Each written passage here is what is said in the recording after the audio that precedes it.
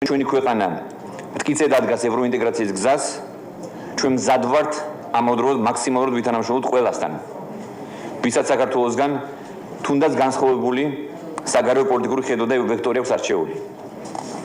მიუხედავად იმისა, რომ ჩვენი ქვეყანა ოკუპირებულია 20% ჩვენი ტერიტორიის, პირველი ნაბიჯები რუსეთთან სავაჭრო, ეკონომიკური და კულტურული ურთიერთობების მიმართულებით ჩვენ უკვე გადავდგით. და ამ კუთხით მუშაობა გრძელდება.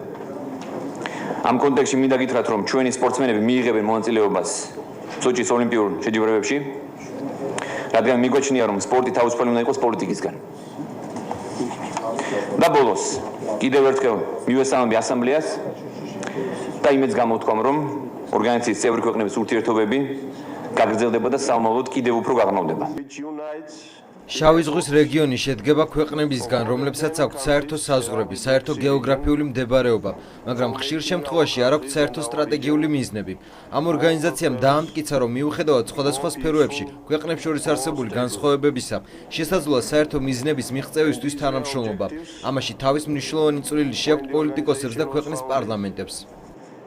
And this is the contribution